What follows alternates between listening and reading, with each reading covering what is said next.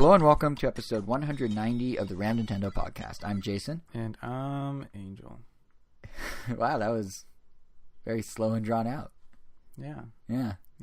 It sure is. Like a lot of tutorial levels. Sometimes you just need to get the game started, but the game decides, nope, I'm going to shove this tutorial level down your throat. And that's what I'm about to do with this introduction. Because this episode, we're calling Kanto Stop. To be clear, I'm not trying to preface what's about to happen. It's just a thought that I had that I just want to share.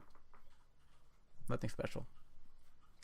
This is the weirdest intro we've ever done. But yeah, it really does the weirdest. It's up there. But yeah, we're calling this episode the awful name, I admit, of Kanto Stop Won't Stop, because we'll be sharing impressions of Pokemon Let's Go later in the show. Yeah, that was on me. Plus, of course, we're going to talk about the Detective Pikachu trailer. We have to do that. But it does kind of feel like we just talked to everyone. Like, it feels like we just had this, because on Wednesday, for those who missed it, over on our YouTube channel, randomnintendo.com, we did our first live stream, and we were playing Smash for about an hour, giving a send-off to Smash Bros. Wii U. So if you haven't yet to be fair, half of it was spent trying to play Smash, because we had horrible latency issues that we didn't account for streaming, us playing Smash Bros. Online, and all of us in the other room trying to play Overwatch. Basically, we had like 4 very high bandwidth things going at once. And somehow the stream survived, but everything else did not. Yeah, so. I have great internet, but obviously, that's kind of overkill. Yeah. But if you want to watch the second half of that live stream, the whole thing's archived, but really the second half is where we shine.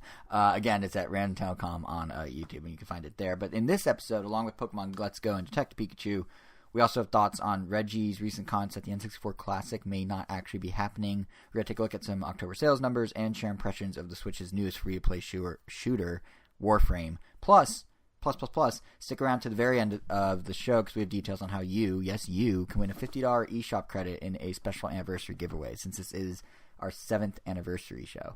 So there's timestamps for all that around town.com. Lucky number 7. Go check it out. Lucky number 7. But let's just jump right in, since we already took so long to get to this point. We're going to start off with Detective Pikachu, because that was certainly a thing that happened in the world. It honestly feels like it happened such a long time ago. It was only about a week ago. It was like a week and a half ago. Because everyone was talking about it. The kids at my school were talking about it. Like, it almost feels like the trailer was released a month ago. No, it's only about a little under 2 weeks ago.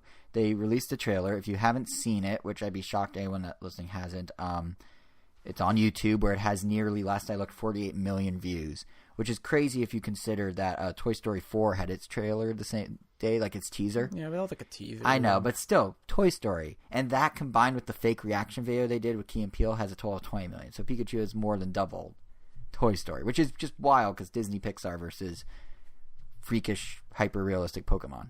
Makes sense, though, but one's more viral, I know. Pokemon has been around a lot more. Yeah.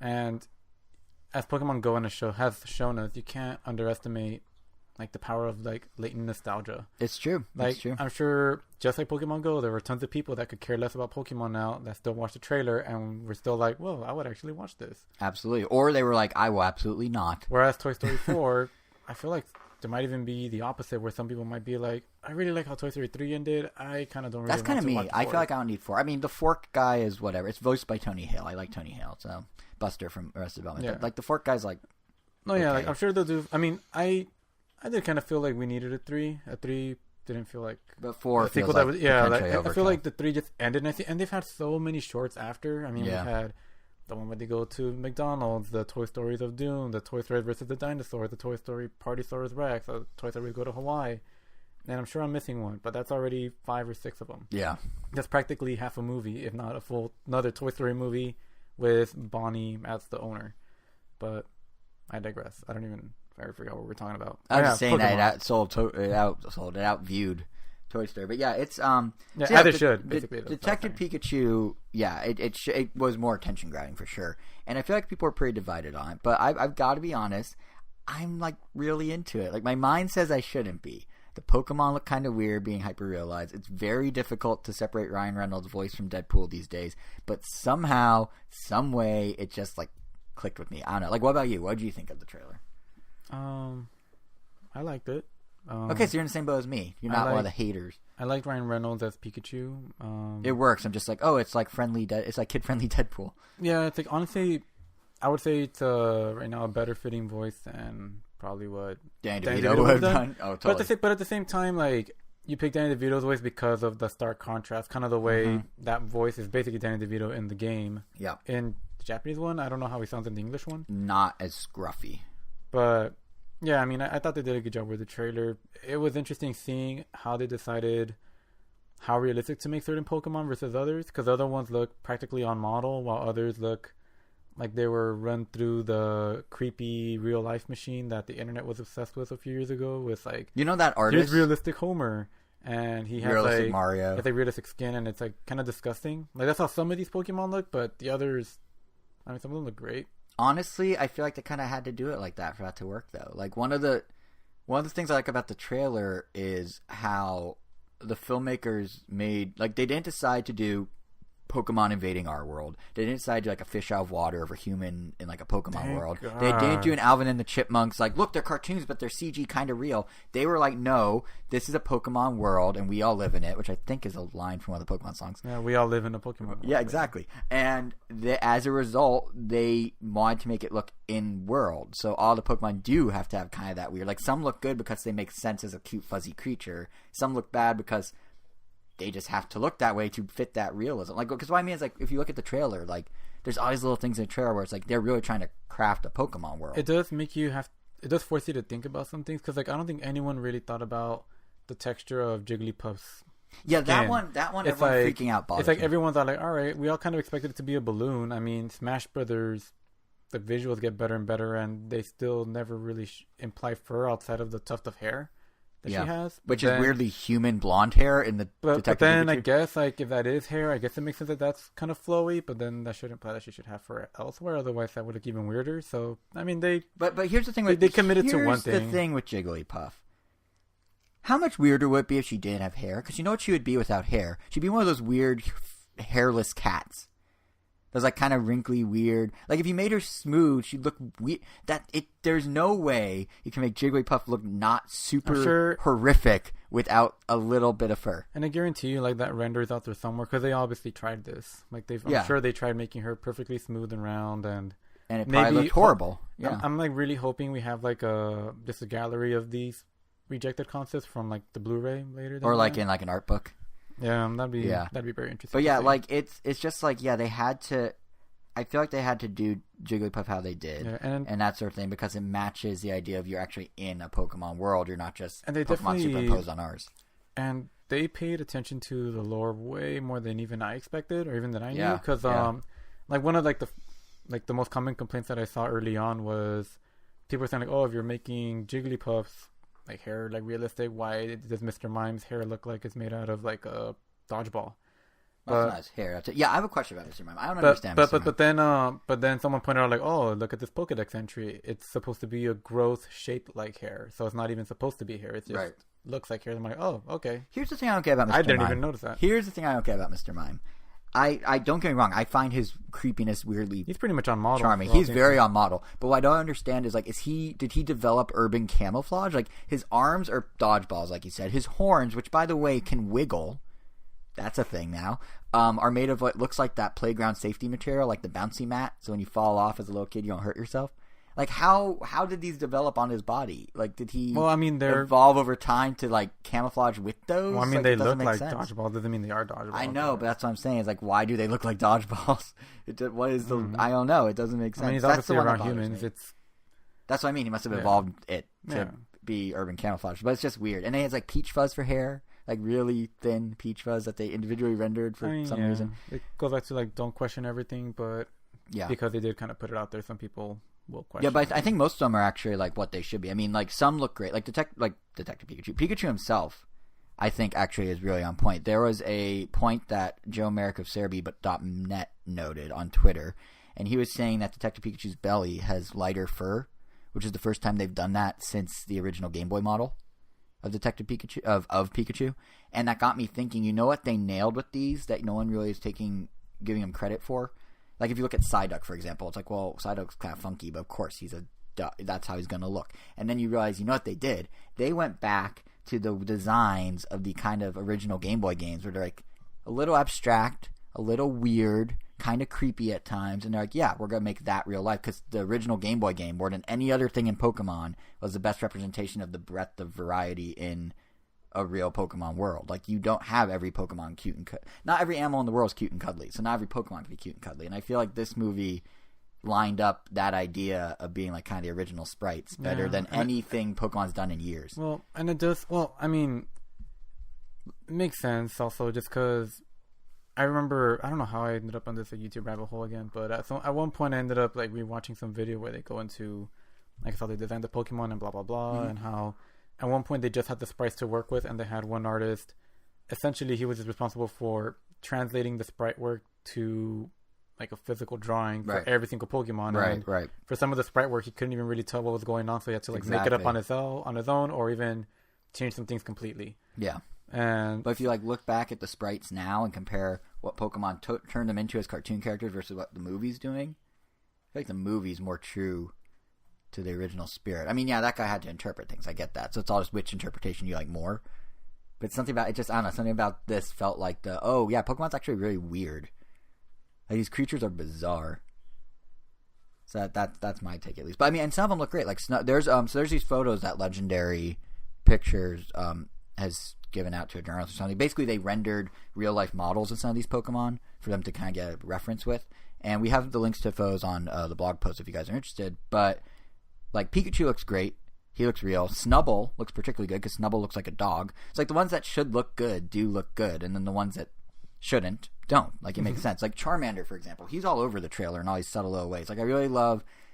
He's in it twice, yeah, and looks weird to me. He looks like a salamander to me. It's just a little taller, but he has like kind of that glossiness that I would have expected. He just looks like he has like a cartoon face. He kind of does. Like, his cartoon face, I feel like kind of clashes with the realisticness of it, like a little. No, I get you on that, but I do like how they mainly the eye. I don't know. I do like how they insert him in the trailer. Like, he's never a focus of the trailer, but the point I was making earlier about how it's like a real Pokemon world. Almost like the wanted poster for the Squirtle. Like the Squirtle, I guess straight up looks like a CG render of Squirtle, but I'm sure. What if it's an artist render? What if it's a concept? I mean, if it's an artist render, that makes more sense. Yeah, and I feel like that's like a nice gag that they could obviously do at some point. Where like someone does like a rendering and it just looks like the Pokedex drawing. Right. But or like the sprite. Yeah. But like kind of like how Pokemon Let's Go uses the sprites for all the menus, even though the Pokemon are 3D. I wonder if there's a Pokedex in this world and if it just uses the sprite art. But what I was going to say about Charmander is he, I think, embodies the idea I was saying earlier about how this is a real living, breathing Pokemon world, in that we see him twice. And the first time they do that, that Panshaw of Rhyme City, coming out of the train station or whatever, and you're like, whoa, it's a whole city. And there's a little Charmander on the side just walking around looking confused. And then he like sees someone, his trainer, someone that he recognizes, and like kind of lights up and looks excited. And then separately, Pikachu's walking down like the food thing, like the food cart, and there's a Charmander cooking food on the grill in the background with his flamethrower. It's just like, these are little things they didn't need to do, but they really want to make you feel like it's a Pokemon world. It's not just like, here's Pikachu with some humans. They actually went in and like put Pokemon where they should be. There's signs that have different Pokemon's names and item names, and I thought that's kind of cool. Like, that's going above and beyond what would like an Alvin and Chipmunks movie do or something. So it gives me hope that there's people behind this that are actually into it and like fans of Pokemon and doing it right. I mean, they did hire... maybe being a little too harsh on the Alvin and the Chipmunks. I think I am not. No, I might be. But no, they hired the guy... Not the sequels. The first one, I mean... The Squeakquels, you mean? Yeah. Oh, God. I mean, I'm not too familiar in Alvin and the Chipmunks lore, but for all we know, maybe that attention to detail was there. Maybe. I'm just using that as a reference because it's one of the more recent ones. I mean, you could say the same for like... Smurfs actually built Smurfville, so... Yeah, but it was still like fish out of water. Yeah, like, they came to our world. That's like, true. come on, That's Smurfs. true. Like, come on. So yeah, like it wasn't until that all CG Smurf movie where I felt like, wow, this actually looks really neat, even though it ended up being a not very good movie. Right, but visually it was cool. Oh yeah, visually. Yeah, and actually speaking of visuals, one of the other things about this movie that's kind of about Detective Pikachu that's kind of cool to me is the look of it, because they're going for this sort of weird realism thing. Kind of, maybe it's just me, I'm getting like a throwback vibe from this of like late 80s, early 90s movies, but instead of puppets, it's CG. Like, I'm getting a sense of like, I don't know if this is sacrilegious to say this to you of all people, but it kind of reminds me of something like the Ninja Turtle movie or like the original Mario movie, as much as I hate to say that as an example. But like Mario and this, for example, they both share kind of like a dark film noir vibe. They try to add realism to cartoon characters. I mean, it's not like, we're not talking about the absurdity of like humanizing the Goombas in the Mario movie. But we are kind of talking about that. Like, what they're doing with, like, Jigglypuff or Mr. Mime is, like, they're kind of taking these things and making them what they would be in the real world, much like they incorrectly did with the Goombas and Mario. But I'm definitely getting that sort of this kind of... We are hitting an official milestone that surprisingly hasn't really been hit with Pokemon yet, which is making these Yeah. Like, I mean, like... They went over 20 years without doing it. Yeah, like, going forward, like, this is the Pikachu people are going to think of when people think realistic Pikachu or realistic Psyduck or realistic whatever. Like, and they're doing it well. And I mean, they set the bar, and yeah, like, the first Ninja Turtle movie, I felt, set the bar really well for the first live-action costumes, and after that, they almost, design-wise, just kind of went way downhill. I'm glad you didn't take it as, like, offensive that I compared this to Ninja Turtles. I was worried if you're going to be like, no, but you seem to sort of be on the same page. I mean... It's not a bad comparison. I mean, the movie hasn't come out yet. I know. I mean, just in terms of look. Also, just like kind of the darkness. Like, I feel like Ninja Turtles aren't perfect. They've had their fair share of bad movies. But I feel like 80s and 90s movies, like late 80s or 90s. But they keep trying, damn it. That's all that matters. Right. But like late 80s or 90s movies, I feel like there's so many where they tried to do this, like kind of, it's dark and gritty and real. And reminds me more of like Howard the Duck. There is a Howard the Duck vibe for sure. There's also kind of like, not in how it looks, but I definitely get a like Who Framed Roger Rabbit vibe because it's a detective story. It's riffing on noir. Humans versus Pokemon. It's human versus Pokemon, basically, I think, by the end. I guarantee you there's going to be, like, a Pokemon's rights thing at some point. I'm sure. There's going to be, like, underground battles. Yeah, I mean, well, you show it. They show it with the Charizard and Pikachu. They're in some sort of... Or not, maybe not that one, but at one point it looks like there's a cage match or something. Like, yeah, see, like, if that's going to be... Yeah, and not only that, but also like Roger Rabbit, there are rumors that Detective Pikachu may be rated higher than you would think. There are rumors it may be PG-13. I don't know if I believe that. But I've read that I can't think it was comicbook.com or someone was saying that might be the case. And it's kind of like, well, kind of like Roger Rabbit, you age up to the audience that started with you and now is whatever age. Like, this is going to appeal to both demographics. So that'd be weird, I'll admit, but I kind of get it. For the trailer was also pretty great, especially just because of Smash Brothers. But oh, yeah, the Happy Together? Yeah. Also, they have a Shove It joke in the trailer, which Pokemon saying Shove It's kind of... They're aging up. But yeah, I don't know. I think the whole neon-soaked noir thing looks so cool. I think the poster looks way better than... Like, I like the trailer, but the poster, I was like instantly like, oh, that's so good. Like the giant shadow of his tail and all the neon. It's so good. But I do wonder if part of the reason, like, this feels so much like those classic movies... Like, I would even say this kind of reminds me of Space Jam. Like, this could be... I'm not saying quality or anything, but in terms of, like, this could be the current generation's version of... Like, there are parallels with Space Jam, too. It kind of all fits. But I think the reason I'm not comparing it to any more modern kids movies is because it's missing one crucial thing that all modern kids movies have, and I'm so glad it looks like it isn't in this one, and that is the Minions. And I don't mean like the actual inclusion of Minions, but the fact that there's zero equivalent to Minions. So many kids, correct me if I'm wrong, but I feel like so many kids movies have like that wacky simpleton set of characters that are just there for cheap laughs and to pump out merchandise.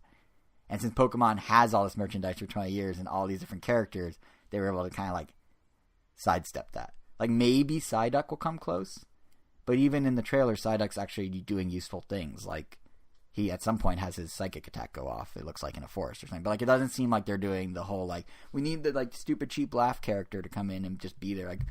Like if they did it with Bidoof, I might let it fly. I imagine they think they have enough with Pikachu as is because it's Ryan Reynolds. Yeah, probably. But I'm just so glad they didn't like try and do that. Just stupid don't trope. hold your breath for Super Mario CG movie. I know. Well, that's what this is where our joke about Kevin Hart being Toad comes from. Is this idea that every movie seems to have a minion equivalent? Wait, it's still a joke? I thought we were like serious. Oh no, I'm dead serious and joking. It's both simultaneously. I'm gonna be disappointed if Kevin Hart is not a Toad. I know, right? But yeah, like that idea is based on current kids movies, but this movie feels throwbacky because it doesn't have anything like that. I feel like.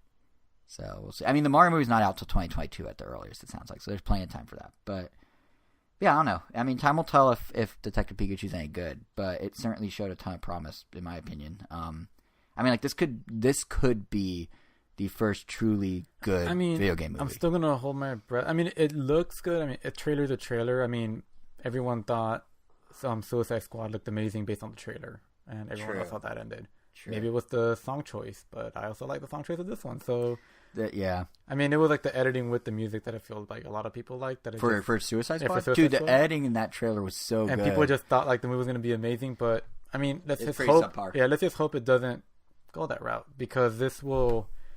I mean, it also just sets another precedent for Hollywood. It's like, well, some studios do care. Yeah, I think honestly, part of it, to your point of people caring, I think part of it is that this genuinely feels like a passion project. Even in the trailer, there's so many things. Like, yes, there's money involved, but at the end of the day, like they got people that actually care. Because I mean, like I mentioned, the signs it makes for a better product. Totally, but I mentioned like the signs named after Pokemon. But not only that, like Someone counted. There's over 60 different Pokemon from all generations in this trailer. Like, they're catering to every Pokemon Also, fan. Greninjas look pretty creepy. Greninja looks pretty creepy. I've paused it a few times and they look like creepy aliens. Like, you know what's even creepier? When you realize that's his tongue around his neck.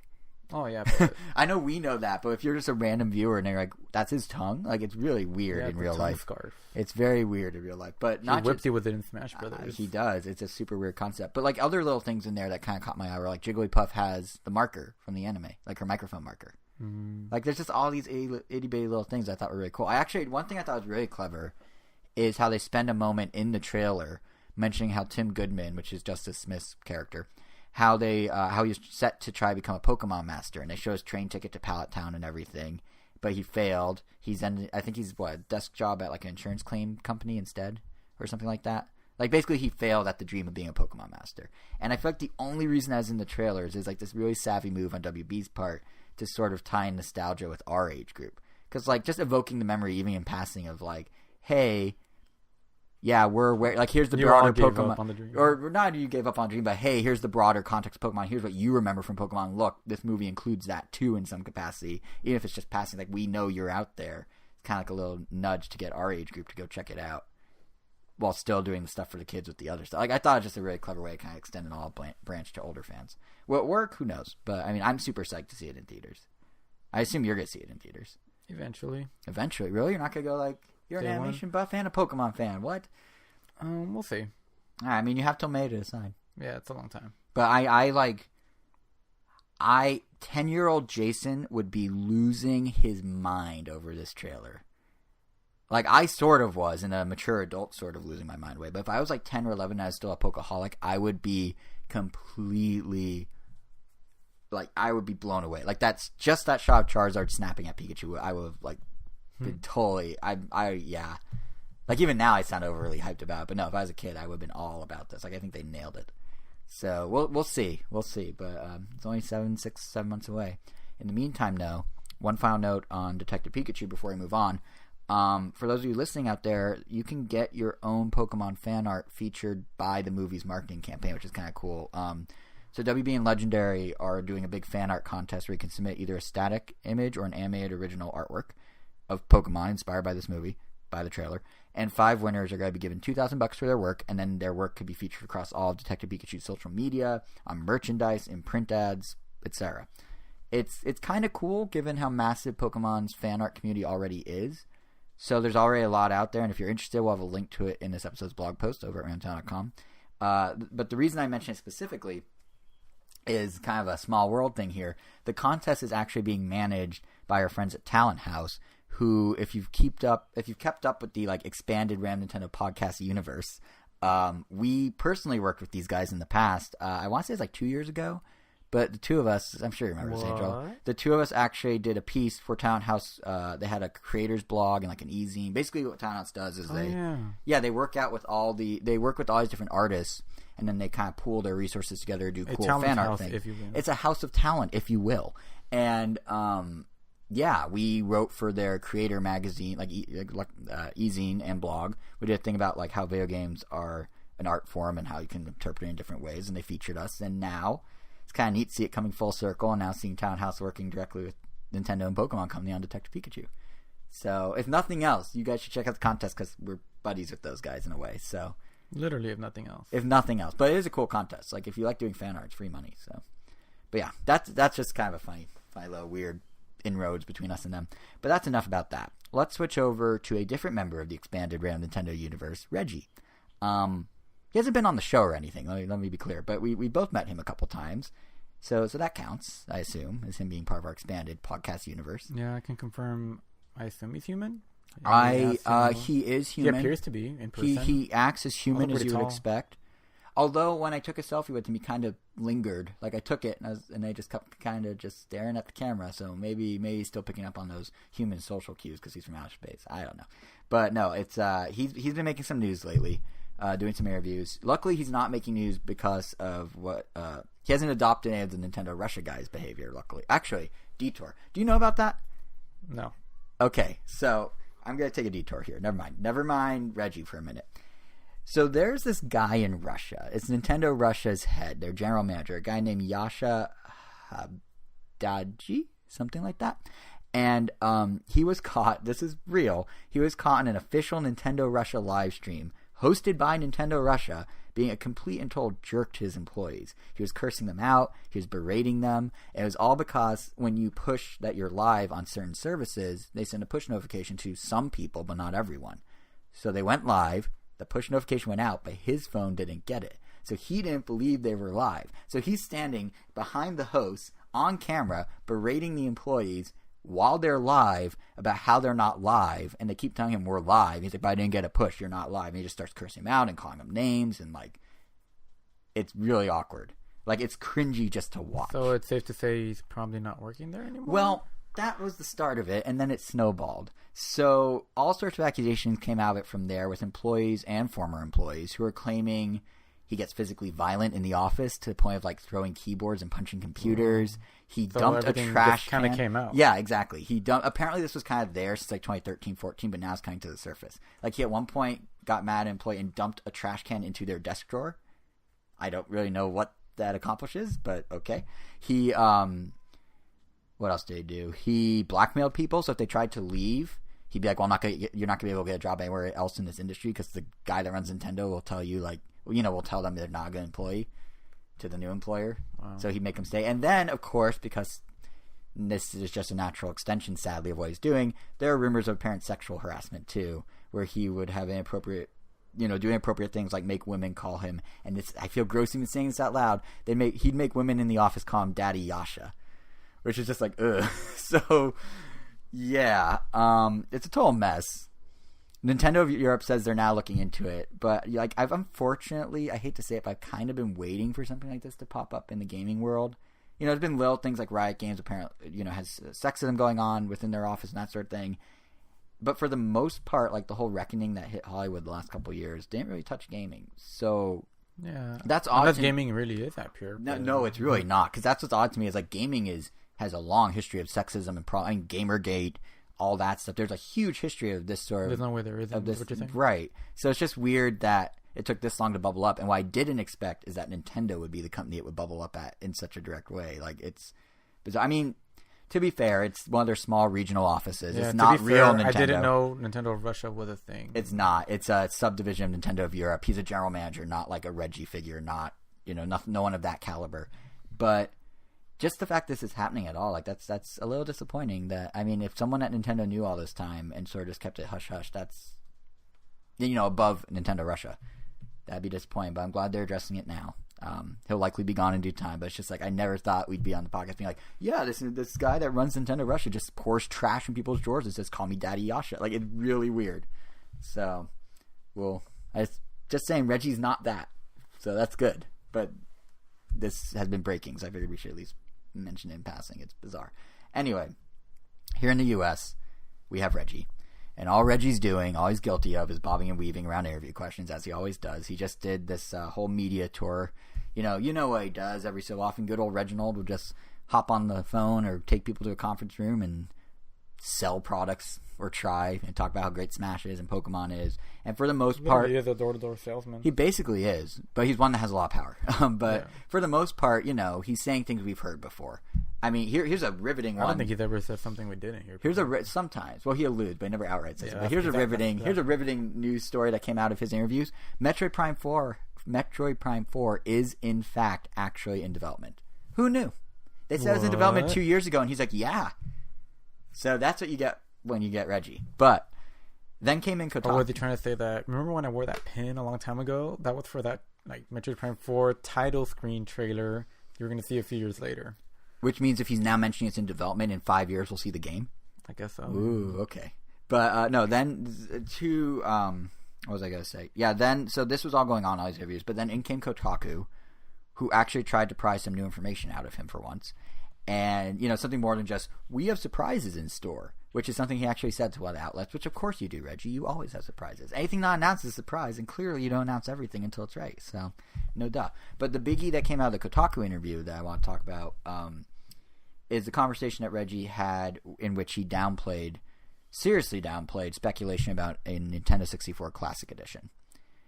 Like, I think, correct me if I'm wrong, maybe you haven't felt this way, but I feel like the general consensus has been that there is one coming, It's just a matter of speculating when. Yeah, the public has decided. The public has decided it will exist, and it's just a matter of when. Like, for a while now, I at least held the belief that would be 2019 because they can milk NES and SNES Classic all holiday long, and it seems to be working. I mean, month after month, MPD keep putting out these, in their financial chart stuff, they keep putting out statements about how plug-and-play devices are a big industry sales driver, and the SNES and Super Nintendo are obviously at the top of that. And when I went to Best Buy, I was on Best Buy late Thursday night for Black Friday deals. They had a whole wall of Super Nintendos and a handful of NESs. So they also had a ton of Switches that were going pretty fast, but that's neither here nor there. The point is, even though we didn't see the N64 Classic this year, it felt, at least to me, like a given for some point in the future. But Reggie's saying it's not.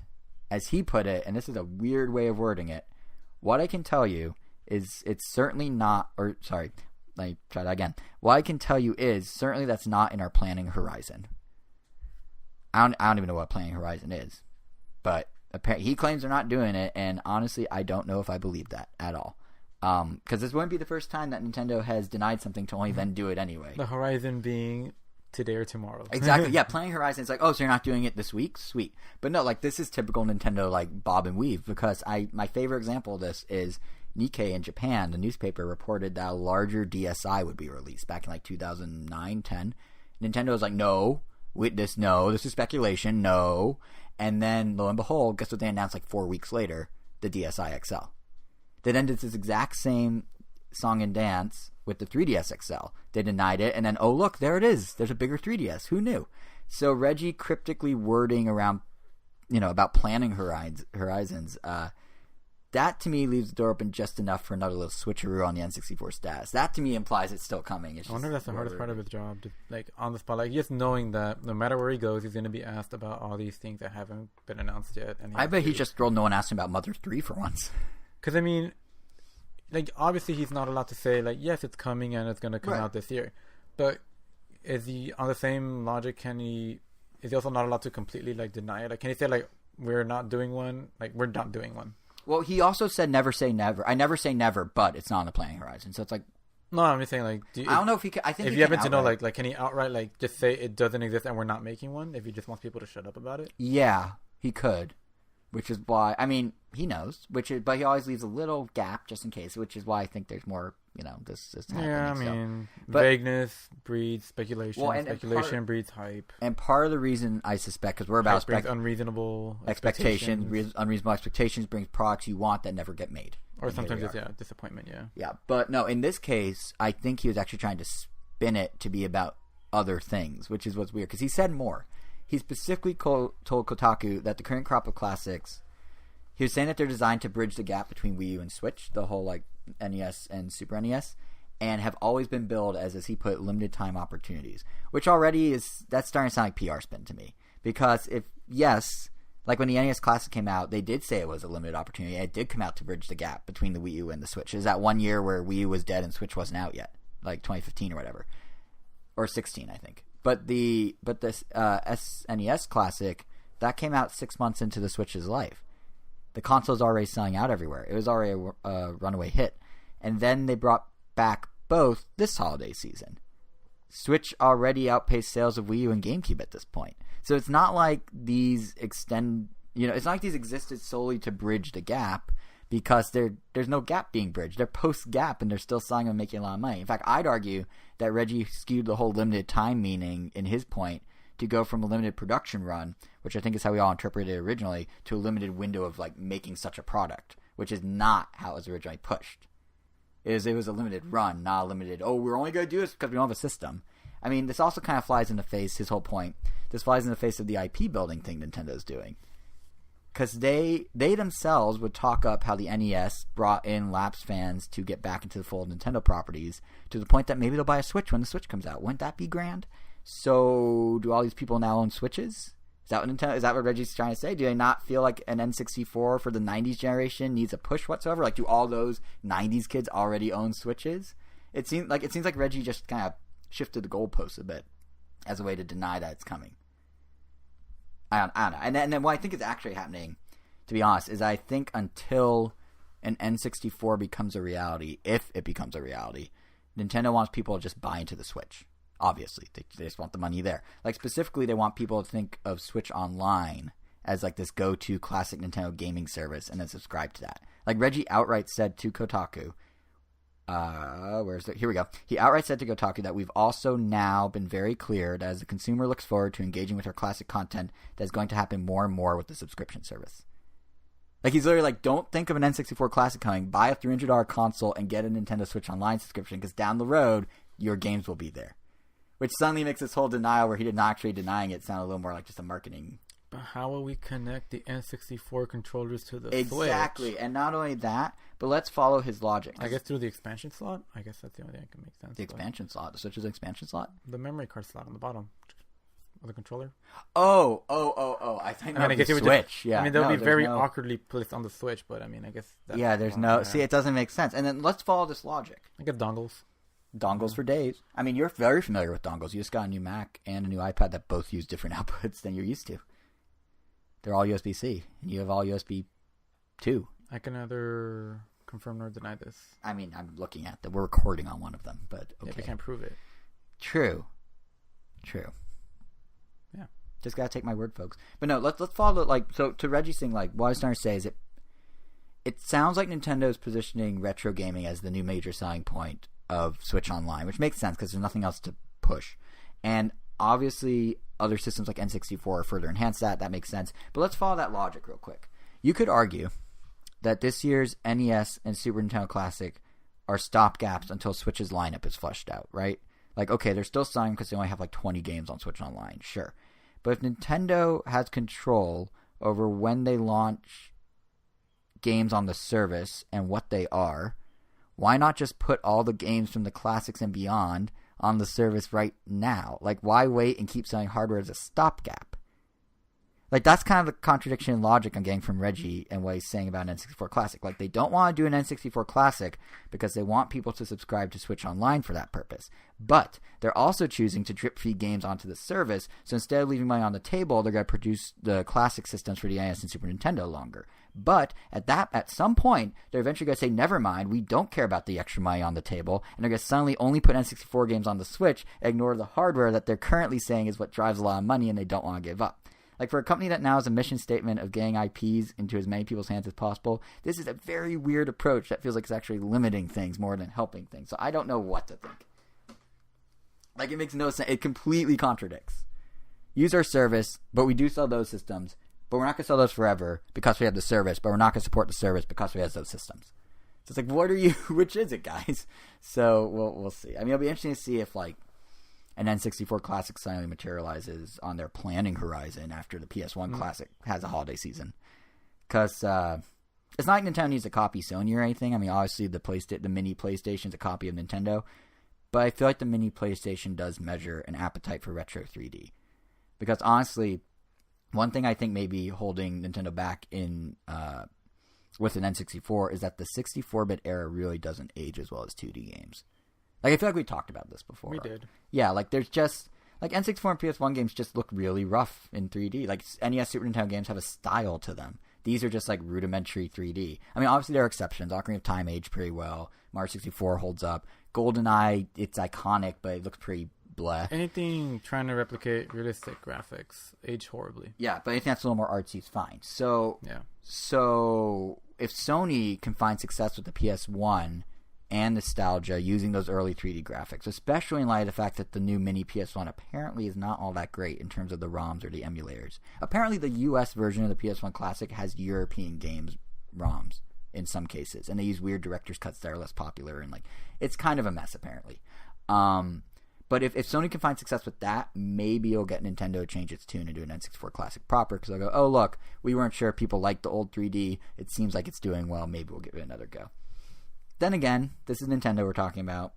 They never really look at competitors, so I could be way off base with the theory that they're seeing how PS1 does. But we're definitely, obviously, not getting an N64 this holiday. But yeah, I mean, Nintendo, like, never, ever looks at competitors. I mean, I think the good example of that is E3, which is back in the news because of Sony. Like, Nintendo was the first to stop doing a press conference at E3. And then Microsoft this past year backed out of having a booth on the show floor. Instead, they were over at Microsoft Theater across the street. And now, just this past week, Sony is saying, hey, we're going to not be at E3 whatsoever. Like 2019, we're just not at E3, which in of itself is kind of weird and crazy. Like, they've been doing the show for 24 straight years, basically since it began, and Sony's just not going to be there. It's kind of what happened with PSX, their annual fan convention, where they're just like, hey, we have nothing to show, so bye. And it didn't do it. Like, it's really weird. I mean, the rumor is they're gearing up for a PS5 in 2020, like launching. But it's weird to me that they're just kind of bowing out of 2019 minus maybe, what's even coming to PS4? Last of Us 2 and Dream? Are those the only games? There's that one Samurai one. Is that from Sony? They made a big deal about it at their press conference this year. I guess maybe it is. But yeah, like, but they won't have a press conference next year to make more big deals for the holiday. Like, it's weird. Like, you're a PS4 owner. Does it bother you that Sony's basically like, we're going to take our ball and go home for a year when you have a PS4 sitting there that may want new games? Or are you content because you're like a late PS4 owner? I'm content because God of War still has... I mean, I already beat it, and it's amazing, but I still have way more I could do in it. Monster Hunter, I still haven't even started it. So yeah. Plus, there's still Smash Brothers. Plus, there's still, other games on the PS4 that I haven't gone back to buy. Like, I still want to get the BioShock trilogy and replay all 2, and then play 3 for the first time. Mm-hmm. So there's plenty. So you're things. Set. So maybe it's just more a marketing move. I feel they don't need. If they could take their time if they want. I still haven't played Last of Us 1, so if they don't want to release anything for a while, I could go back and play that because that got remastered. So Yeah, maybe it is just a marketing thing. Because I don't know. At least when Nintendo like did this with the Wii, they put on a bit of a front. I mean, Wii U, they basically dropped like a rock. Like, it seems like Sony's kind of doing a PS4. Like, Wii U was pretty dire in its last year, though. It wasn't the number one system on the market. So it's kind of... I'm just not used to seeing a company be like, oh, yeah, that thing. Yeah, we'll be back in 2020. See ya. Like, it's just, I don't know. It strikes me as kind of weird. It's kind of surprising considering how well the PS4 has been doing. Right. Like, it's weird that they just leave it hanging. It was selling amazingly well with God of War. It's been doing really well with Spider-Man. Yeah. They have 2 games that are like really, really good this year. It's doing numbers that you would not expect in a console's 5th year.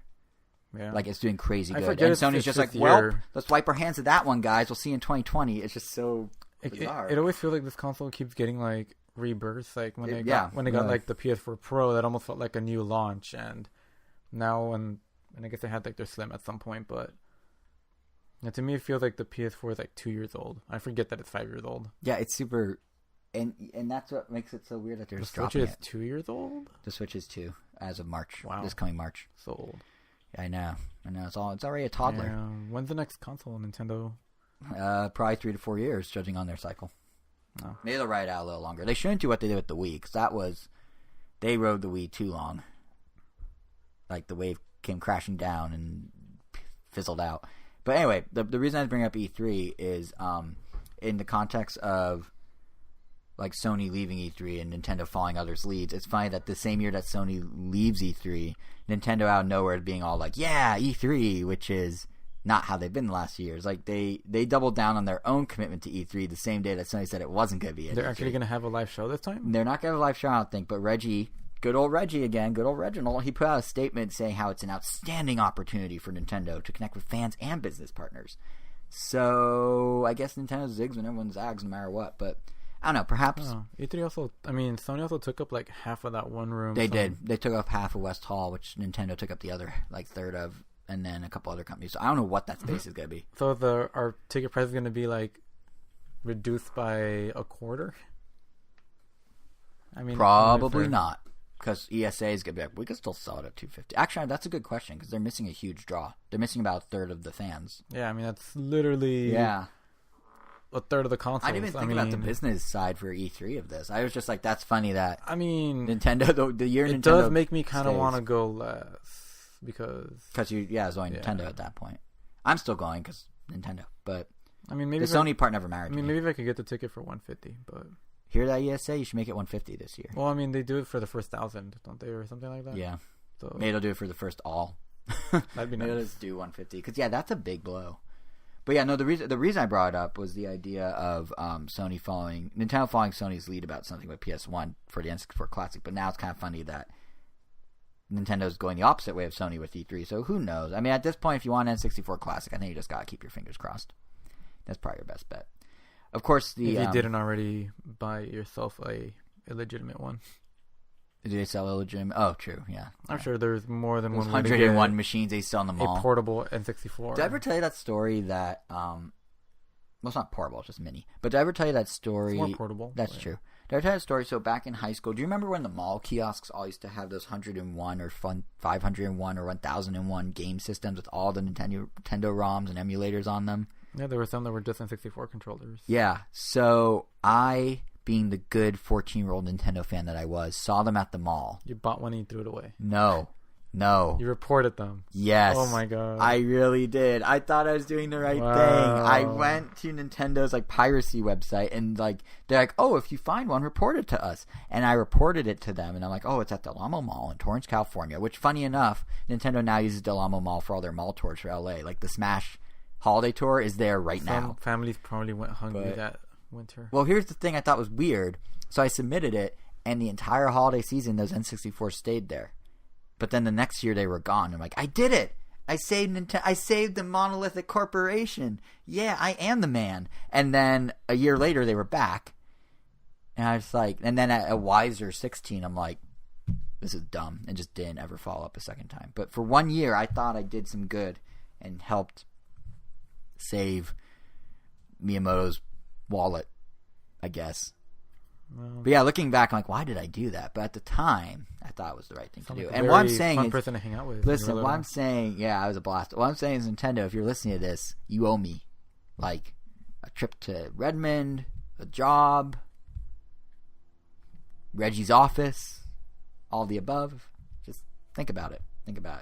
But speaking of Reggie, there is one other subject he talked about during his interviews, which was, of course, sales. And one thing he emphasized that's kind of interesting to me is 60% of Nintendo's yearly revenue happens between October, November, and December. That trifecta of holiday sales months. So it's kind of interesting if you look at the just released MPD chart for October to see just how strong that first crucial month is for Nintendo this year. And what I'm saying is it's time for a 7th anniversary edition of Jason's Sales Corner. Woo. Yeah. So on the software side, it's very promising for Nintendo. I mean, first off, it's actually worth knowing that the industry as a whole is doing super well thanks to two high-profile launches, Black Ops 4. Well, I'm like tripping over my words here. Black Ops 4 and Red Dead Redemption 2. They charted at number 1 and number 2 respectively. And altogether, the industry is up 73% in sales to $1.5 billion. There's a bunch of other games that help too. NBA 2K, Assassin's Creed Odyssey, etc., etc. But those are the ones that really were big in October.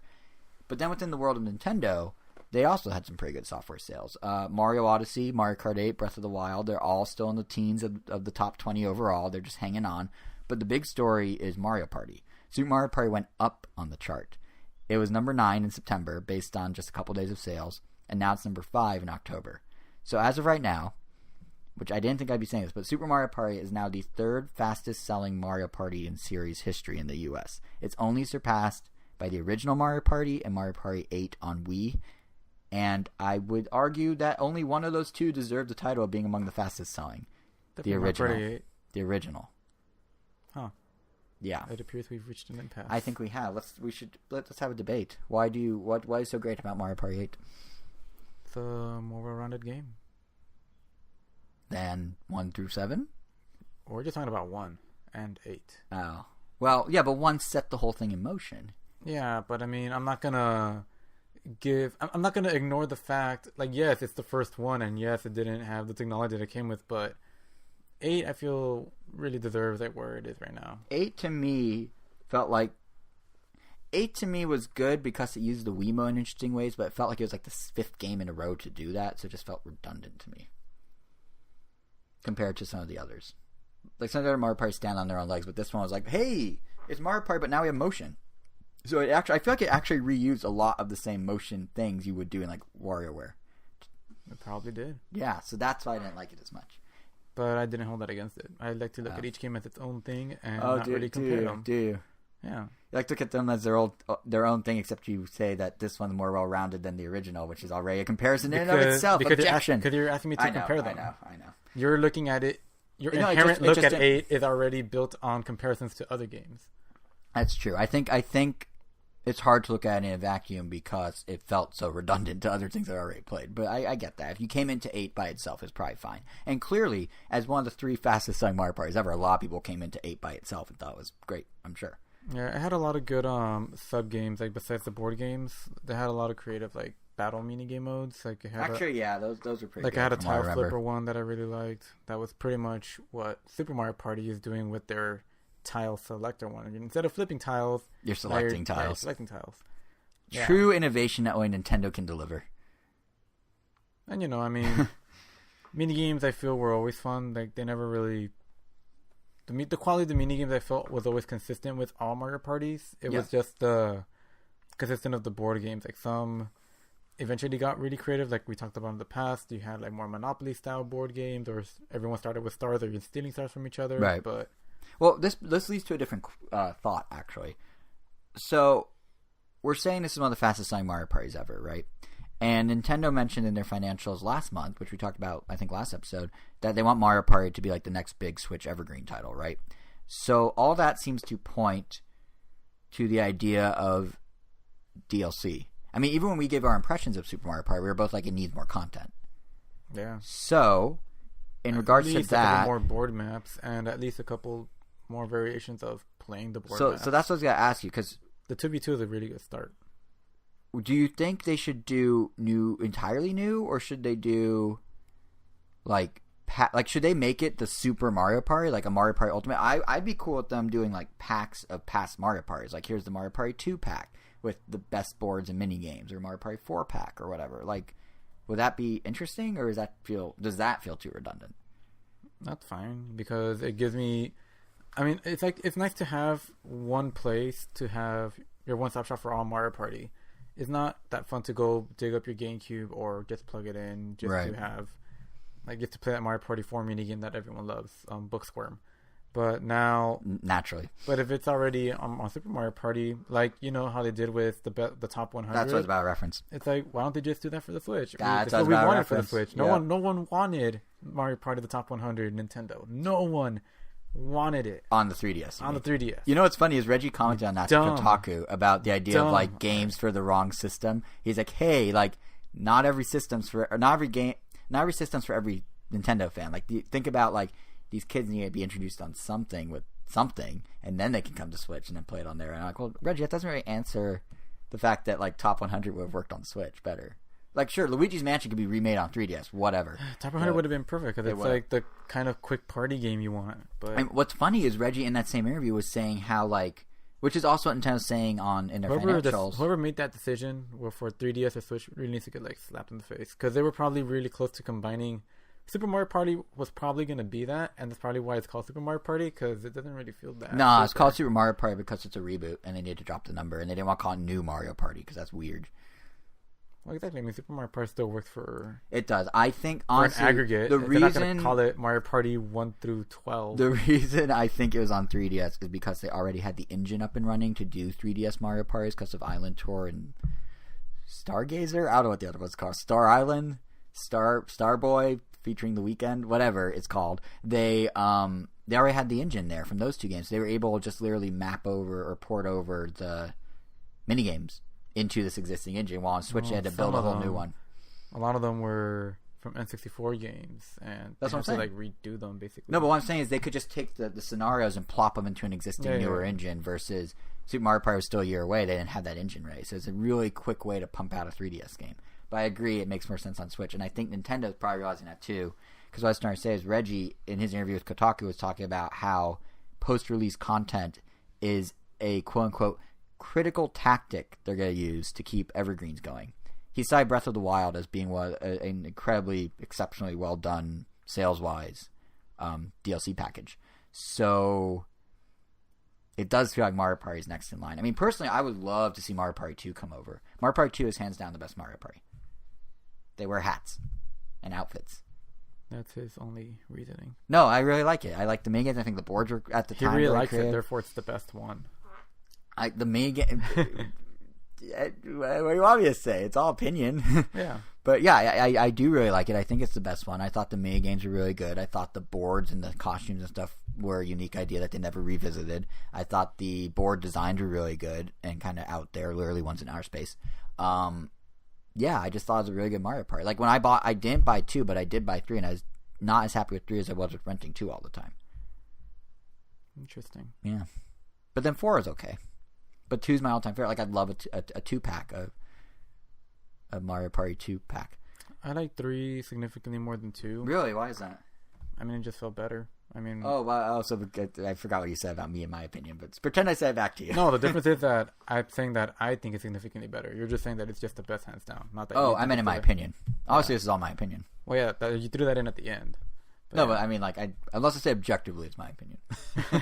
Like the whole podcast for 7 years has been opinions. So it's not like I busted out like a rule book. No, I mean, some things are facts too, like the fact that Star Fox 64 is a trash game. See, I knew you were going there, and it's really not. It's really not.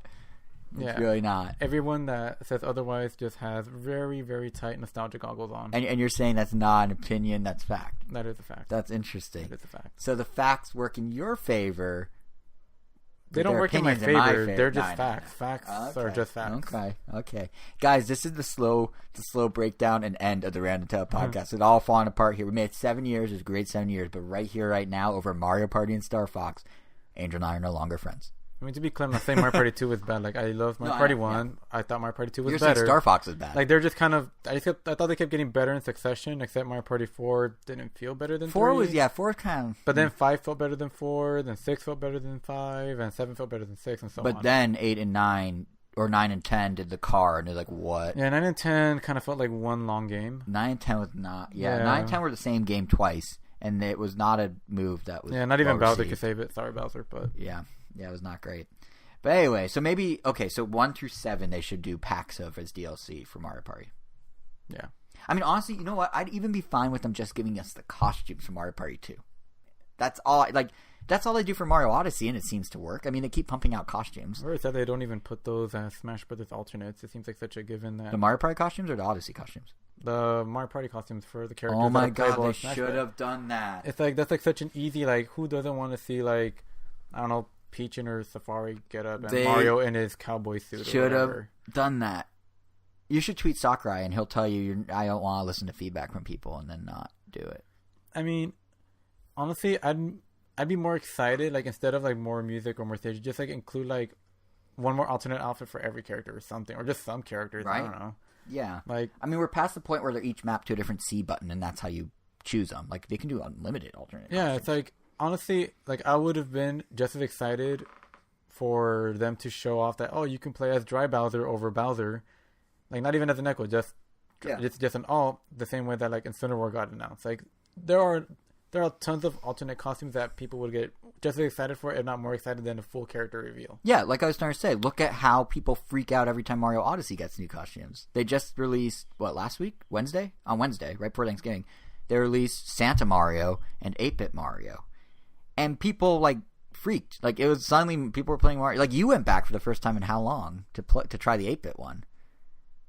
When's the last time you played Mario Odyssey before that moment? I thought that's why you went, because you turned it on as soon as it announced. I was sitting here, like, oh, there's this. Oh, it was kind of as a joke, though. I wasn't actually planning on doing it because the system they have set for that is so stupid. And I know I've gone into that already. Well, how much does it cost to unlock the 8-Bit one is my question. $9,999. I'm sorry, what? It's maxed out. So why? So before they even did any of this DLC stuff, I guess free content. Post-release content is what Reggie calls it. Yeah, post-release content. The most expensive costume was the Skeleton Mario costume. And that one was also $9,999. Pretty much you max out your coin count.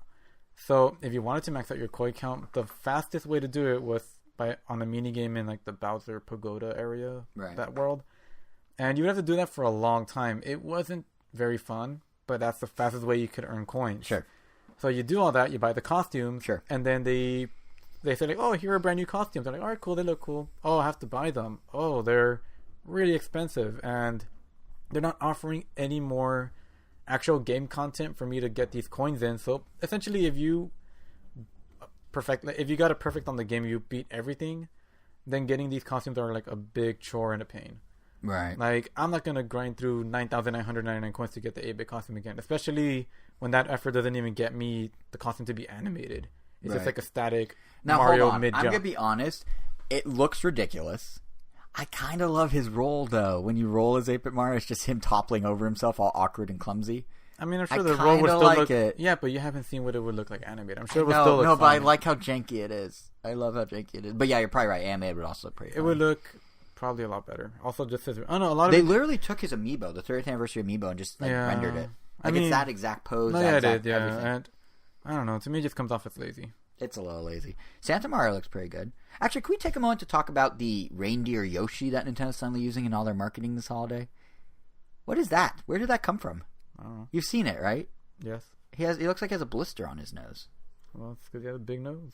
But then he has like a big nose on the big nose. Yeah. It's bright and red and blistery. Anyway, the point of all of this is Mario Party's ripe for some sort of post-release support. Is what I'm saying. And Nintendo needs to just give you these costumes because it's not making me want to boot up the game anymore. I mean, they can even do something like Mario Tennis. Like, just release a new character a month. What's even worse is that, like, some people, like, instead of buying the skeleton costume, decide just to have that money.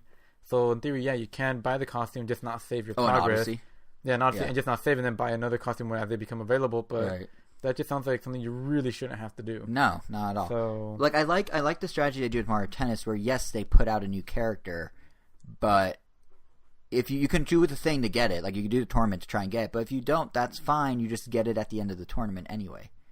Like, if you want to have some way to like unlock the character, great, but you should also just have a way to get it once a certain time passes. Like, because Mario Tennis, all those characters that they Paratroopa, all that, Drybones. Drybones one of them? No. It was Diddy, Birdo, Paratroopa, and some other characters. Yeah, like all those. Like, if you go boot up Mario Tennis now, I think they're just given to you. Like, you don't have to. That's what I did, and it was just like all these characters. Well, for Paratroopa, I had to play one game of tennis online, and then they gave it to me. But everyone else, like, you just got right away. Right. And I mean, like, then now they're doing a new set too. They announced actually like the day we record this, Boom Boom, Luma, and Pauline. I think this basically confirms that Pauline is finally going to be a mainstay character in Mario games. 25 years too late, 30 years too late. In the next Mario Party, at least. Yeah, I mean, she literally had to sing for her supper to get to this point, but she's finally accepted. She did it. So, good for her. But yeah, I feel like Nintendo could do something like that with Mario Party as well. It's just like pump out anything, really, and keep it relevant. I don't know. Anyway, the other big software story for Nintendo in the October MPD is that of third-party games. You may recall last month, I expressed a concern that games like Dragon Ball FighterZ and FIFA, they were all MIA on the chart, even though they're supposedly going to resonate with the Switch fan base and do well. They just weren't there. And my worry was that the tide may be already turning away from third parties because there's so many games. Like, it's dividing up the base. No one's buying any one thing. It's not looking great for third parties. Well, good news. I was a little premature with that thought. First of all, as always, stories keep coming out of these smaller successes that are starting to steer the ship away from what I was thinking. For example, Case of Distrust, a game you talked about here on the show a few episodes ago, right? You have impressions. That's a fact. Yes, that exceeded the developer. That is a fact. It is a fact, an actual fact, not an opinion. And that one exceeded the developer's expectations so much that they described it as basically being a second launch. So that's kind of cool. And then Lumines Remastered apparently sold best on Switch opposed to any other system. Well, look at that. Another fact. Yeah, two facts. I'm sure there were more in this episode, but those are two that we could at least call out and point to. Yeah. But yeah, so there's always these little success stories, but for the first time, we're actually seeing it reflected within the NPD chart itself, which is why I'm saying I think my comments are premature. Because on that larger main third-party like release scale, if you look at October's Switch-only top 10, it's dominated by third-party games. For the first time, and I don't even know how long, the majority of games in a Nintendo platform's top 10 are actually third-party games. 6 of the 10 are not Nintendo made. The top 4 are, of course, Nintendo made. Mario Party, Mario Kart, Mario Odyssey, Zelda, in that order. But then at number 5, with only a day or two of tracking before it, the period closed for its chart, was Diablo 3. At number 6 is the Star Fox infused Starlink. And they've got Dark Souls, The World Ends With You, which, yes, Nintendo published in the West, but no, they didn't develop. Lego DC Superheroes, and surprisingly, of all things, Namco Bandai's My Hero One's Justice, which is an anime game. It managed to actually chart in the top 10 for Switch. Got surprised because the game doesn't look that great compared to... I mean, it looks It looks like a game that will eventually be good, kind of how like when Naruto got its first like Ultimate Ninja Storm, like that one had like a good base, and it eventually became like a super amazing game with like so much to offer. Yeah. But I mean, the show is also not super far in, so I mean, I guess it's just a start. It's just weird though that it charted already, but I mean that anime is really popular. Then maybe that's it's why. basically like this generation's Naruto, if not. That actually explains. If a not lot. this generation's whatever was popular before Naruto, Dragon Ball. I don't know. Yes, Dragon Ball's having a comeback. You know I they guess had a before Dragon Ball Naruto- balloon in the I Macy's guess before Parade. Naruto was kind of Yu-Gi-Oh, but I don't know. They had a Dragon Ball balloon in the Macy's Parade. There you go. Yeah. But yeah, this will be some kids' Dragon Ball at some point. Right. Yeah. So yeah, I guess it makes sense that one's trying. The ones I thought were kind of more interesting or noteworthy were Diablo and Starlink. I mean, first of all, Diablo, given how briefly it's been on the chart, to me it seems poised to pull a Mario Party, just on a smaller scale. So, it starts off pretty well with a few days of charting, and then it'll leapfrog even higher on the next month's chart. I mean, the fact is, the release of the Switch one already helped propel Diablo 3 up the overall top 20 of all systems. It was number 18, which is impressive considering it's like a 3-year-old game. So there's that. And it also helps that Walmart screwed up on Black Friday, and you could actually get Diablo 3 for $17. That's going to help it further. I was so close to pulling the trigger on that. Like, I've never actually owned a Diablo, but $17 to try it out and have a cool Ganondorf outfit is very tempting. I would have totally done that. Yeah, I mean, did you... I figured you would not. I would have told you. Do you play... I know you play StarCraft. Do you play Diablo ever, really? No. But you would have jumped in at 17? Yeah. I would have also jumped in at Because 17. one of our close friends has it on the Switch. That's true, he and he's been does. playing Yeah. it, so Yeah. it's like, what better way to play it than with a friend? Right, at $17. The problem with the Walmart deal is it was kind of a your mileage may vary situation where some Walmarts were ringing it up incorrectly and some weren't, and you couldn't check online because the inventory was listing the correct price. It's only once you went that was screwed up. But yeah, so I think that's going to help Diablo, and obviously just it has a lot of buzz. But then you've got Starlink, which is the other game of note, I feel like, and that only appears to be on the Switch's individual chart and nowhere else. It's not on any other chart in the NPD, not any other system, not the overall. And the game's also on sale for pretty cheap right now going into the holidays. You could find the physical starter pack for $35 pretty much everywhere, which is a great deal. But I kind of don't want the toys. Like, they're nice, don't get me wrong. I enjoyed using them at E3. They're well built. It's cool how you can swap in and out the the individual pieces to do your ship. But like personally, I don't really need more plastic. And since Ubisoft offers a digital counterpart where you can swap parts in-game, not with toys, that feels like the way to go. But here's the weird thing. That one, at minimum, is $10 more right now. So Starlink, for me at least, is stuck in this weird place where it's like, I can get it cheaper with more things, but I don't want the things, but I don't want to pay them more expensive because I feel like I'm getting ripped off. So it's kind of weird. But like beyond my own personal woes, it just seems like the game didn't do super well, which like Star Fox gave it a boost on Switch. Honestly, it's... But it's basically nowhere. Yeah, it's a shame that they had to incorporate toys to life in some way. Yeah. I feel like that really hurt it because it looked... It's supposedly quite good. I was even half tempted to get it just because it looked interesting, but it's weird. Like, it's more expensive without the stuff. Yeah, that's what I say. It's so backwards. Yeah. And like because they're doing the eShop cyber deals right now, and you can get it for $45 that way, which is $10 more than where you can just go buy it. It doesn't make sense. And it kind of sucks because sure like maybe it's a the cool higher ups at concept. Ubisoft were really out of touch, and they're like, "No, the bubble hasn't burst yet." Like, but it literally has. Look at all these other ones. They're like, "Nope, they haven't burst." Look at Amiibo. They're still selling at the same rate. It's like, yeah, we can't introduce something. Yeah, And there's fewer Amiibo available now. and they're independent too. So. Yeah, exactly. But yeah, I mean, so are these kind of, which is maybe part of the problem. But yeah, because like the Star Fox angle seems cool, and I think this game more than most will benefit from holiday sales because like this is a good thing to give a kid, especially at $35. So people might pick it up now or pick it up in December and have it on Christmas or Hanukkah or what have you.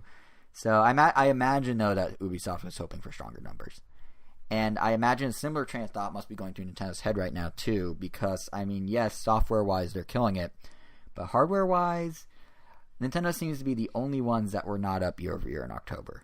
According to their, not their own, according to leaked numbers, so supposed numbers from the NPD, PS4 was up 62%, Xbox One was up 64%, and the Switch was down 12%, and the 3DS was down 45%. Now, obviously, I know it's hard to just compare percentages, but the point here is if Nintendo says October is one of their biggest revenue-generating months of the year, they probably want their hardware to at least be even, if not up. Just a crazy theory. And to be fair, in Nintendo's defense, the dip is likely due to the fact that there's nothing on the scale of Mario Odyssey this year. Last October, we got Odyssey and the hardware bundle. This year, they're instead banking all of it on this month, November, and next month with Pokemon Let's Go and Smash Bros. And all that. But yeah, it just seems like you don't want a dip in October, and they have a dip. At least things are looking promising now, though. In his media rounds, Reggie described the Smash Bros. Ultimate Switch bundle as effectively sold out. Our friend who plays Diablo that you mentioned before is one of those people that managed to buy one. And Nintendo also announced that Smash, they announced this on Black Friday, which is weird, but Smash is the highest pre-ordered game on Switch yet. Which shouldn't be a surprise, but, it's official now. So they have the momentum that they need to make November and December like killer, but October kind of... You could say it's a smash hit. You could say it's good to...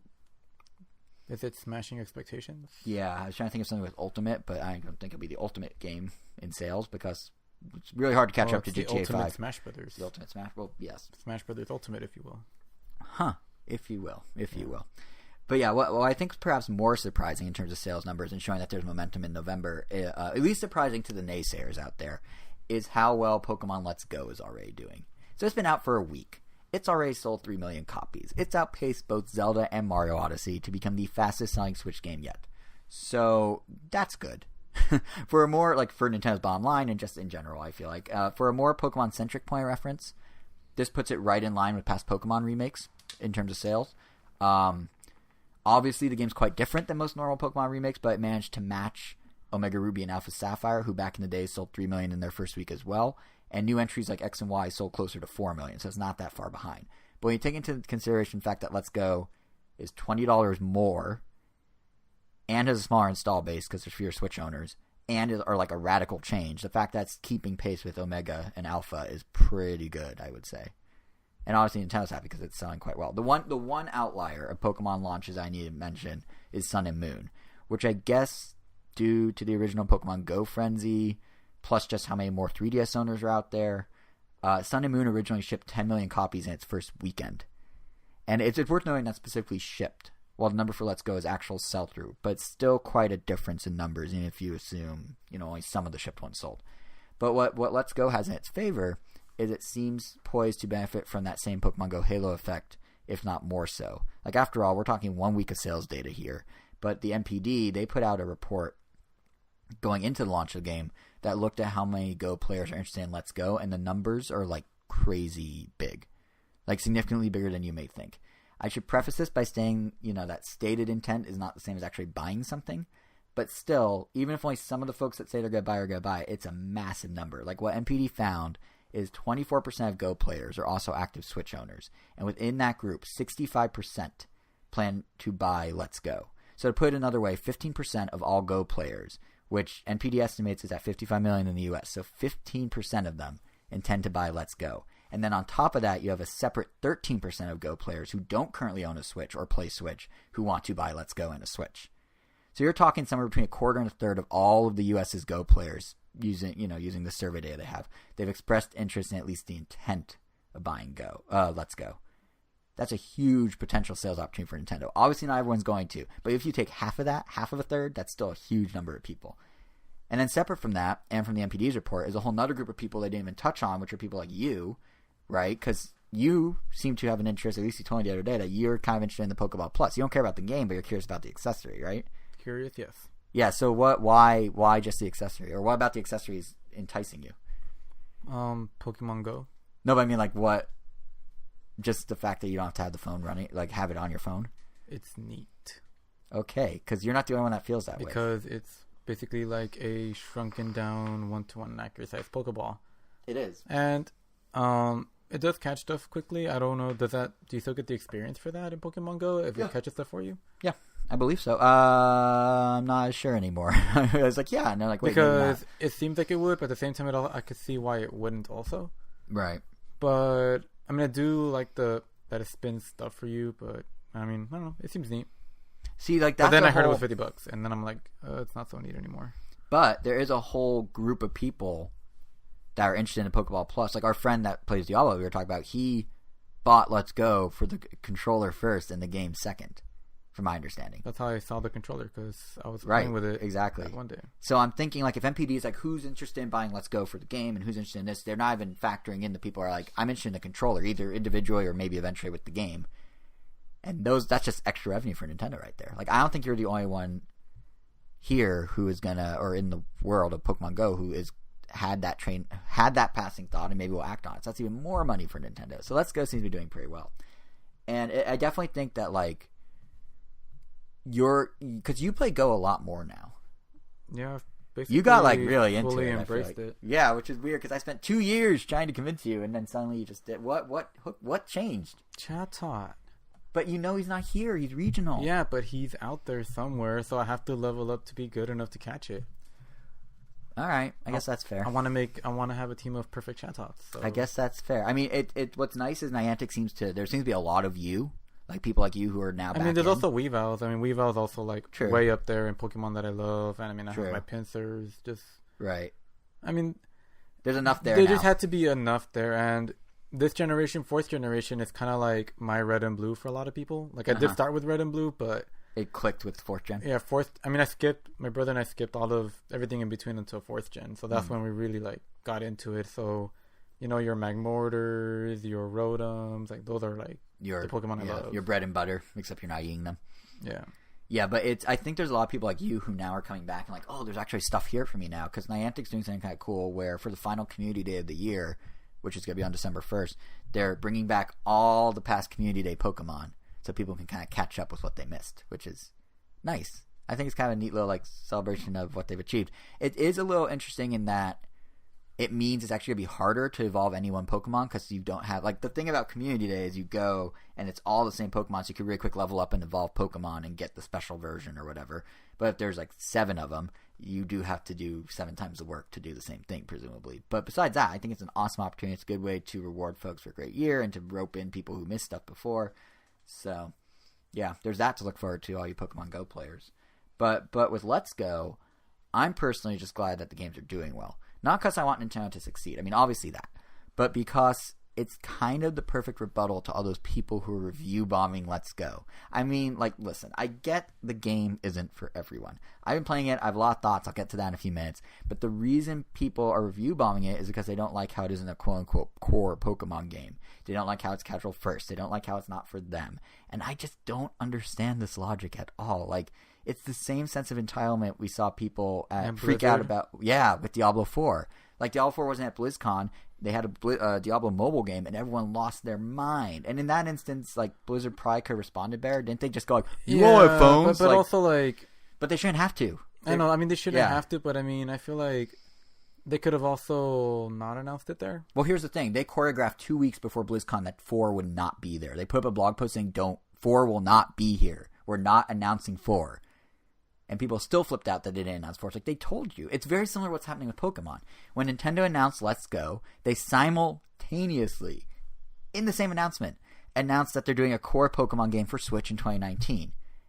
That's specifically being done to keep those core fans happy. Yet to these fans, who think the franchise is theirs and theirs alone, like, why it's not good enough. Like, they need it now. They don't want it then. This is a game in between. They're bringing in all these casuals. This is dumb. I don't want that. It's just like they just, I hate to say it, but there's like this like obnoxious sense of entitlement. Everyone was a casual at some point. This is how a community grows. That's how community grows. And there's this whole weird obnoxious sense of entitlement that, no, this is my franchise. I want my game when I want. Don't bring anyone else in. Like, there's like these gatekeepers almost. And Diablo is the same problem. Like, maybe BlizzCon isn't the best place to announce it, but it's not like they didn't tell them don't expect Diablo 4. They very clearly said it. And then people are still like, this isn't what I want. And they're like, we know. We said this isn't what it was going to be. Why are you freaking out? Like, it just, Which is why I very much support things like, if you live in the LA area, they're going to have, I should have remembered who is creating this, but one of the bigger tournament holders is going to have a Smash Bros. Tournament in Huntington Beach on December 8th. And that's launch weekend of Super Smash Bros. Ultimate. And it's going to be completely free. And and it's done that way so that, everybody can come in, more specifically new people that probably wouldn't have tried otherwise, because usually going to tournaments can get expensive. It's usually $20 because you have your entry fee, which goes towards the pod, and you have your the fee for the venue fee, right? And you get a discount if you bring a console, blah blah blah. But I mean, those are little, little gates that might keep some people away. So making it free just invites everyone. And sure, like if you go, you might not have as much fun because you're going to be playing with a bunch of newcomers. Yeah, but it builds the community. Yeah, I mean that just means that further down the road they might get really good, and then you're going to have all of a sudden an Evo with so much variety because so many people are good and so many people are playing. Yeah, and instead of Melee where it's just the same 8 guys over and over again. I think part of it is like, yeah, fine, you don't like the game, you don't have to buy it, but to then go and attempt to hurt the release of a game or to hurt a community or to like, screw up the tournament hypothetically or whatever, like to actively try and ruin the sales of a game that a group of developers clearly put so much time and energy and passion into, like, that's just so ridiculous to me. It's so petty. Like, I don't understand. You don't have to buy it. No one's holding a gun to your head to buy this game. Like, if you don't like Let's Go, fine. If you have legitimate complaints when you played the game, fine, lay them out. But to just review bomb and be like, hey, this is dumb. Like, that's dumb. I don't know. It's like, I don't understand why fans have to be like this. Like, just don't pay attention to it if you don't want it. It's no big deal, really. So, I don't know. So here's what I'm going to do. Here's what I want to do. I want to share my impressions of Pokemon Let's Go. On its own merits, not as what it's not, but what it actually is. And, of course, there are some comparisons to be made, but the fact is, like, what we're talking about with Let's Go is it is a very good game. Like, to kind of transition into what we're playing, I'm really liking Pokemon Let's Go. It captures, to me, the heart and soul of Pokemon in a way that I feel that very few other entries have. It may sound silly, but the fact that it's in HD, that's on a big screen TV, it's in such vibrant color. Jason is a simple man with simple pleasures. I'm a simple man with simple pleasures. Yeah, but the like Pokemon being visible all around you in the world at all times, including ones that follow around, follow you that you can interact with or even ride. Like, it all feels like you're playing in the Pokemon world more than in the past. And I think that's really cool. Like, honestly, what I find to be the most fun about Let's Go is this idea that you're in the Pokemon world. Like, of course, there's a sense of familiarity. It's based on Yellow, which means you don't just have like the familiar story beats of Red and Blue, but you also have tie-ins like Jessie and James with Team Rocket or Nurse Joy with her Chansey in every Pokemon Center or whatever. But it just feels so much more like fully realized now, for lack of a better term. I mean, even little things like the ability to play with your Pikachu or Eevee. In my case, it's Eevee because I've got to show love for the literal underdog. But the way they've evolved the Hope Pokemon and Me feature from X and Y, it just feels more like natural and real here, for lack of a better term. Like, at any time, you can hop into a screen and just play with your Pokemon or shake the Joy-Con vigorously to get to that screen faster if you really want to, like, really are itching to pet your Eevee. And once there, you can pet them, you can change your outfit, you can feed them berries, and they'll have all these different moods and react appropriately. And I realize this seems like a really silly place to start talking about Let's Go, but, like, this is part of the world building that has a bigger impact on Pokemon Let's Go than you would think it might. I mean, the most notable way, gameplay-wise, that world building, I can talk. The most notable way that it affects the gameplay is the removal of random encounters. Like now, like in the show, like in the dream of living in a Pokemon world we've been pitched since 1996, you can actually see Pokemon out in the wild. And it also directly ties into the game's biggest gameplay shakeup, which is the catching mechanic. So as I'm sure everyone listening already knows, I know you for sure know, Angel, you no longer battle wild Pokemon. What? I know what, but yeah, you're now trying to catch them. It's Pokemon Go style. That means you throw a ball using either motion control, or if you're in handheld, you could do it with motion, or a secondary option where you flick the left stick and press A. And you want time to throw just right with the ring closing in around the Pokemon, and you're encouraged to catch a lot of Pokemon. It boosts your entire party's experience points. It earns you candies you can use to up individual Pokemon stats, and it lets you accomplish goals scattered around the game. Like weird little things, like someone will give you a Bulbasaur, but only if you catch 30 Pokemon. So you have 30 Pokemon, you get a Bulbasaur. But there's also this secondary combo system thing they did, where if you catch multiple of the same Pokemon back to back, you actually up the chances of seeing rarer Pokemon in that area, or even getting shiny forms of the Pokemon you've been trying to catch. So it's certainly a more simplistic approach than full-on battles. But what I found is that when it's combined with the fact that you can pick and choose the Pokemon you run into because they're all visible in the overworld, it kind of provides a way to kind of mirror the grind of old wild Pokemon encounters without actually feeling like it's as much of a grind. Like if you want to not deal with the slog of running into like a dozen Zubats in Mount Moon, you can literally just walk around them. But if you do want to grind a bit to up your team's experience, to do a catch combo, the gameplay to do it generally is just like faster and more to the point, and that's kind of nice. I mean, I'll admit, it can get a bit repetitive. like in normal Pokemon Go, I don't know if you've experienced this, Angel, when you play Pokemon Go, but I feel like there are times that Let's Go and Go itself does this thing where it's just like, nah, you're not going to catch this guy. No matter how many berries you use, no matter how many balls, no matter how green their ring becomes, you just never get to catch it. It keeps busting out. I haven't experienced that yet, but I know people that have. So yeah, it does that, and Let's Go does it too. And when it's a rare Pokemon you've been hunting down for a while, and then it runs away before you can get it, yeah, that can be frustrating. Especially since, unlike in regular Pokemon, where you know if you whittle down their HP to a certain point, it's a near guaranteed catch. You know, once it's in the red, you're 99% sure you're going to get it. The 3 ring colors in Let's Go don't seem to provide quite that same promise. Like, they'll change to green the more you use berries, but I've still had instances of these Pokemon just not catching.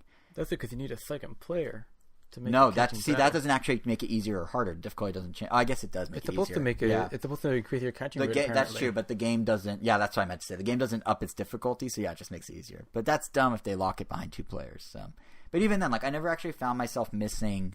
Like, that's few and far between. I never really found myself missing the battles of Wild Encounters that much.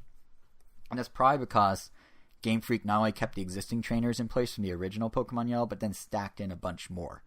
So there's actually plenty of battling to have. Like, catching and battling, it doesn't feel like you're missing on battles because of the catching. I mean, they pretty heavily publicized the Master Trainer feature, where, you know, after you beat the Elite Four, you unlock these special trainers, 1 for each Pokemon, and you can only battle them with that exact Pokemon of your own.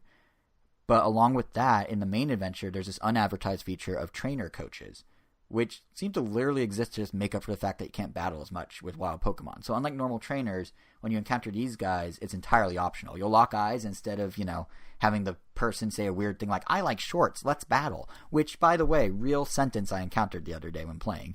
Yeah, but instead of that, they're just going to be like, hey, you want to battle? And you can literally be like, yes or no. And you can come back and battle them later instead and that sort of thing. So it's just like this extra optional battles if you just really are missing battles. Plus, of course, you still got online battling if you want to go that route. Although I honestly have not dabbled in that enough to really give an opinion on, you know, how it handles versus normal Pokemon. Fair enough. But yeah, really, if anything, thanks. I appreciate your fair enough. But no, really, if anything, I'd argue the new catching system just adds variety versus taking anything away. Like, I get why some people may prefer to keep the wild encounter battles. I imagine once I get further in the game and it's a legendary Pokemon, it's not going to feel as epic to just throw some berries at it and then like an Ultra Ball as it would to, you know, like whittle down its health and have my whole team fight to get it, and then I get it. It's really satisfying. Like, it's gonna be a lot easier. That was very satisfying. Especially because they usually get their own music and everything. Right. I mean, I'm sure it'll still have their own music, but it's definitely gonna be easier. In other words, is what I'm trying to say. But generally speaking, like, I'm digging the new catching mechanic. I think it matches well with the gameplay. What I would really like to see, though, is the random encounter system be phased out in the core games in favor of actually seeing the Pokemon. Like, to go back to my world building point earlier, it really does feel like a huge quality of life improvement to have Pokemon always visible, because it makes areas that used to be tedious, like caves or whatever, suddenly they don't feel that way. Like, it feels like you're actually exploring versus having to worry each step you take you're going to be interrupted by another Diglett or whatever it may be. Like, that was always, like, the caves always felt like, kind of like a drag, but they're a drag if you want them to be. That's what the repels were for. I know, but you don't have to worry about that. You just walk around, and, like, it doesn't hinder gameplay in any real way if you do that. It's like, I would like to see that, because if nothing else, what Let's Go shows is there's a bunch of quality of life improvements that would be perfect for future mainline Pokemon games. I mean, having experience sharing from the start just feels so nicely streamlined. Like, it removes the unnecessary grinding of your entire party. And the fact that you always have access to your Pokemon box in your bag, that's a huge plus. I'm kind of surprised they didn't do sooner. You don't have to go drop Pokemon off in the PC and swap them. You could change your party at any time, anywhere you are. You can change the name of any of your Pokemon anytime, anywhere you are. It's like, it's these little itty-bitty things that don't seem like much, but you're like, wow, this really just feels streamlined and better. I mean, there's even a little thing, I don't remember if old Pokemon games did this, honestly, but when you buy items in the Pokemart, the game tells you how many you already have of that item in your bag. It's not just like, I think that was already a thing. I think it might be, but just all these tiny little... Because it also feels like something every game does. Most games do, but Pokemon I know the old ones didn't. I don't remember if they eventually added it, but I remember in Red and Blue I always had to, like, check before I went to the Pokemart. I don't know about Red and Blue, but I'm pretty sure. Right, Gold, Silver. But okay, so maybe not that one, but the other ones are really nice. Even that one's nice. Like, keep that, guys. Don't get rid of it. Also, I'm kind of in favor of all Pokemon games being playable with just one hand now. Like, I didn't buy the Pokeball Plus. We were talking about that before, so I'm just using a single left Joy-Con mostly. But I love how like weirdly relaxing it feels to be able to control a whole game with just the one controller in your one hand. Like you literally have 3 different ways to do menu confirmations. You can hit A, you can click the control stick, you can press the L.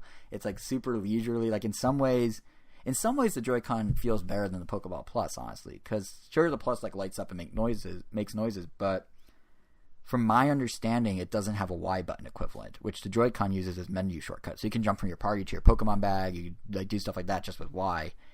And the Joy-Con still does have HD rumble like the Pokeball. I think it even makes a weird little catching sound when you successfully catch a Pokemon using HD rumble. I heard it like once. I'm like, wait, what was that? But I didn't hear it again.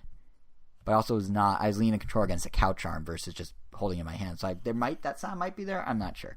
But what I'm getting at is it's really nice to play with one hand. Like you don't need 2 hands for Pokemon. It feels like super laid back and relaxing. The whole game kind of feels like this relaxed, chill vibe. I think part of it is how colorful and cheery it is. I mean, the game also is frankly easier than a normal Pokemon game, at least so far. But I'm really liking it. Like, there's enough fan service and nods to the core game that I think a lot of fans, I think a lot of fans will like it. I think going back to Kanto, even if it's not in this like traditional Pokemon way, it's fun. It has the right amount of nostalgia and it feels fresh enough because of the catching mechanic change. There's some great remixes of classic Pokemon songs in there. There's winks and nods to other games. The battles play out basically like HDified Pokemon Stadium, which is pretty cool. And again, just to bring it full circle, you really feel like you're living in a actual, breathing, like real life Pokemon world for perhaps the first time. Like it doesn't feel like it feels like it's its own little world and you're just kind of visiting it. Like it doesn't feel like it's this weird thing that's only there for the sake of you grinding or whatever. It's really nice. So, I mean, as a Pokemon Go fan, I knew I was going to get this and I knew I was going to have fun with it. But I don't think I expected to like it like this much or find it this engaging before I even got the option to start syncing Pokemon Go. Like I still have not. You don't get to sync Pokemon Go till halfway through the game. And I'm already like, oh, this is great, and I've yet to do any of the Pokemon Go stuff. Like, I'm not that far into. I mean, I'm decently far, but I'm not anywhere near halfway yet, and I'm still just really loving it. So, if you have any inkling at all that you might enjoy this game, I think the answer is yes, you will. It's more relaxed, but super fun, and it has that Pokemon vibe, probably better than any other Pokemon game, even though it's not even a core Pokemon game. So that, in a long-winded nutshell, is Pokemon Let's Go. Now, I admit, as things get harder, as I get further in the game, maybe the catching will get a little repetitive or whatever, but right now, everything's clicking super well, and I'm finding it to just be really fun. So I would recommend if you can somehow find a way to try it, if you're unsure about it, do so, because I think you'll be pleasantly surprised. So that's Let's Go. Truly glowing. Yeah, I really like it. Like, it's so, like, the vibe is just so nice. So do you think this game will... I mean, it sounds like a game that a lot of people are enjoying. I asked one of my friends that plays Pokemon a little more closely the way I do, but not quite how I do. Right, because I don't do any of the crazy stat. Because he likes stuff, but he likes the breeding aspect. He likes not so much the catching mechanics as much. Right. So he's actually the biggest Pokemon fan I could think of, but he kind of also kind of graded. Like he said, it's fun overall, but yeah, there's some things that he finds like annoying, like the catching sometimes. That sometimes like it just decides not to work, and that's really annoying. Yeah. But yeah, it's definitely it's a more leisure. Like when I'm saying relax, I mean it is a more leisurely Pokemon experience. Yeah, I mean it definitely sounds like. I mean obviously like you have to know what it is going in to enjoy it. Otherwise, you're going to be fighting yourself for no reason. Yeah, the people that are review bombing it probably aren't going to like it because they've already made up their minds that's not what they want. But the people that are open to revisiting Kanto, doing the nostalgia thing, I think they're really going to like it. I'm really enjoying it. And I think Nintendo knows who they're marketing this to. I mean, they did that video where they recreated the entire Pokemon theme song from the anime with in-game footage, and it's pretty one-to-one. Like, they know who their audience is for this. It's casuals, it's Go players, it's Laps fans. And anyone that's going in to try and do, like, crazy IV stat hack, or not even IV, like the deeper stuff, stack hacking or stat building or whatever you want to call it, yeah, this maybe isn't for you. But guess what? In a year, you're going to have your ideal game. So for what this is, I'm very happy with it. Yeah. Yes. And it meshes well with what type of Pokemon experience I have. Yeah. Yes. But yeah, so you've been playing something totally different. It's not colorful and cheerful. It's full of explosions and death, and it's free, unlike mine, which was $60. And I'm talking about Warframe, right? You've been doing that. You've been framing the war in the frame. I guess I have. I don't know. I mean, that's promising start. Okay. I mean, Warframe. I mean, it's a free game. It first came out in 2013. Right. For everything else, except the Nintendo console. And like friends were always telling me like, "Oh, you should play it. Like, you have no reason not to." But I never even looked it up, just because at that time, like, I mean, I just had other things to play. But now that it's on the Switch and it's like right in my face, it's like, why not give it a shot? It's a free game. What do I have to lose? And man, as far as free games go, this game does not look like a free game. Like, when you're watching someone play it, or when you're playing it, it feels like a AAA game, like through and through. And so far, I've played it for a few hours, and I haven't really come across anything that is like reeking of monetization or reeking of like a free-to-play system. Like, I haven't really encountered you gotta wait to do this kind of thing, or like, oh, this like wait 5 hours for this to be finished, and then come back to it. Like, I've pretty much just been going mission to mission, completing the game. And for those that have no idea what kind of game it is, it's a third-person action shooter sort of. With ninjas.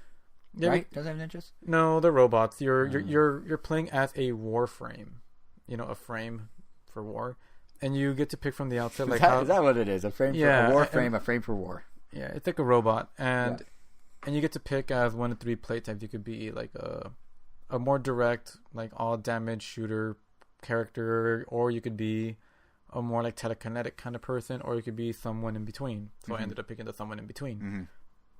And I started off with a bow staff. You just go around, like jump around, beat people up, and then you eventually get your weapon. There's a lot of like branching path weapons. Like, there's like a chest. It's like, do you want to pick the bow and arrow, or do you want to pick the lighter, faster gun?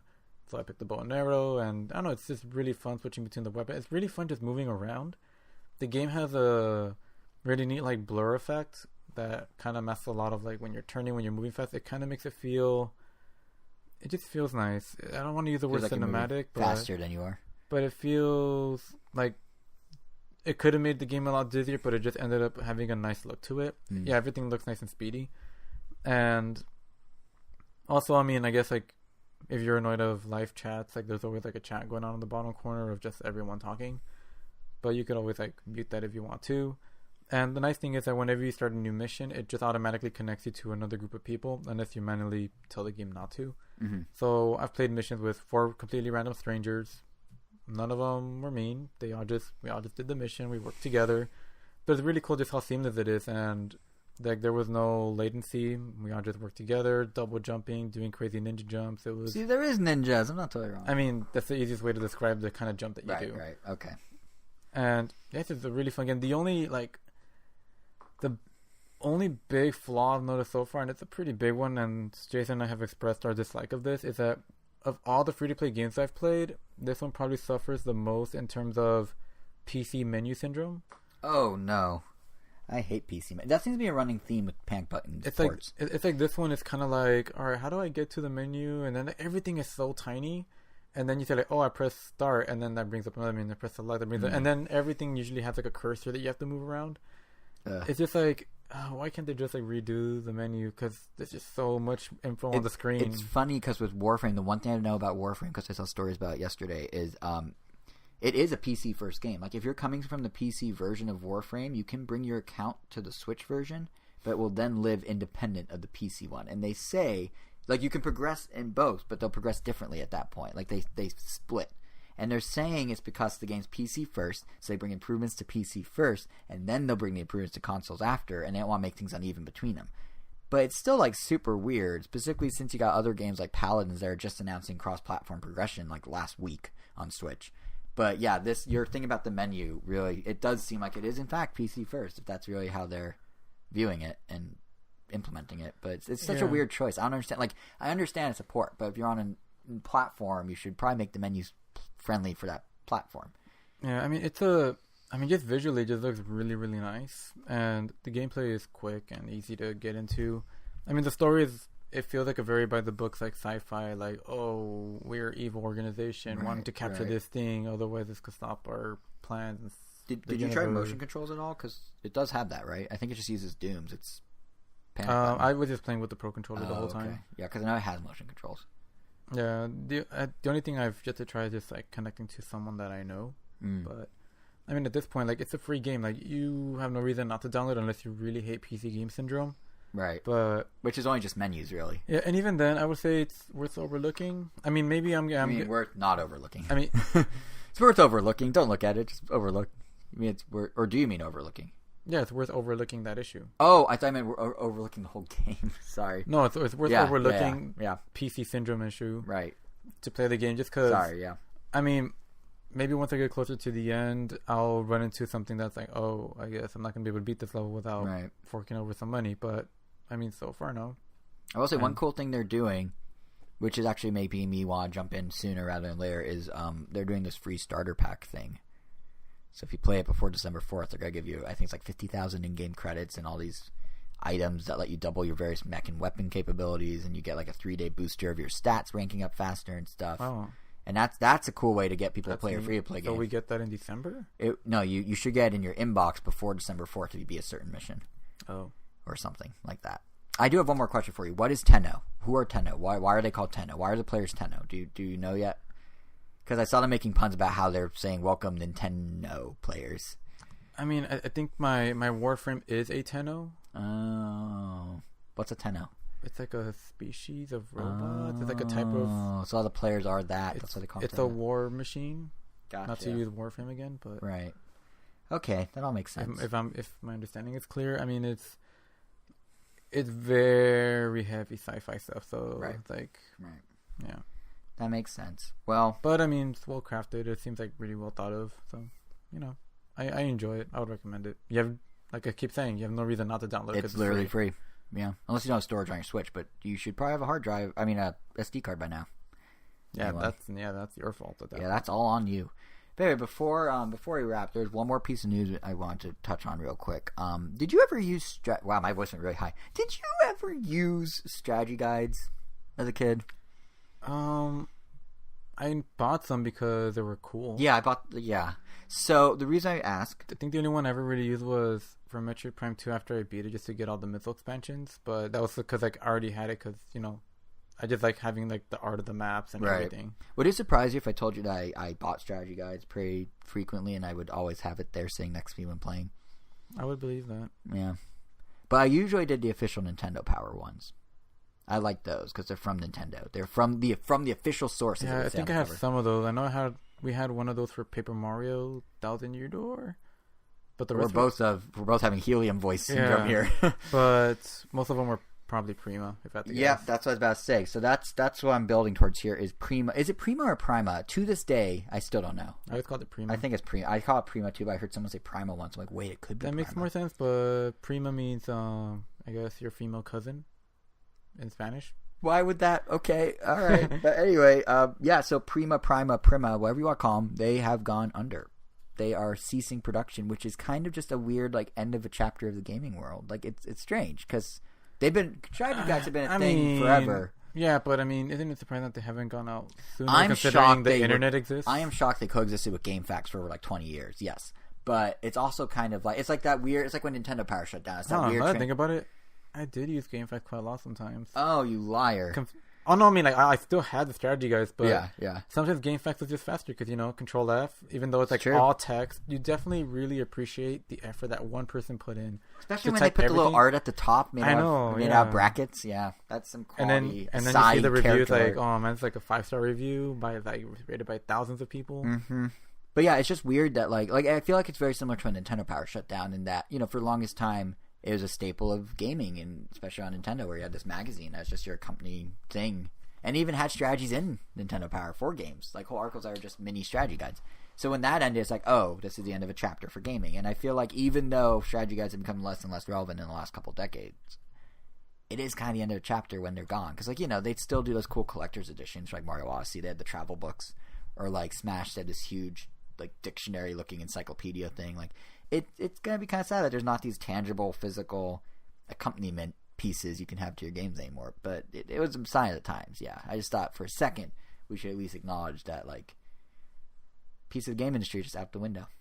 In its place or Let's Plays, I guess, and GameFAQs still. And speaking of Let's Plays, we do have our live stream of us playing Smash. You could check out on YouTube. No, actually, we do have one more thing about us to talk about before we go for real. And that is that this episode, as we mentioned, is our 7th anniversary. It marks our 7th anniversary. The anniversary is actually on the 20th, but whatever. But 7 years. 7 years. That's like 2 console generations and 2 handheld generations since we started this thing. And I think what really keeps us going on, I'd say so, is probably you guys listening, like the listeners, the followers, the readers of our articles over the years, the watchers of our videos over the years, or of our live stream from 5 days ago. And nothing else because we've never really done one before.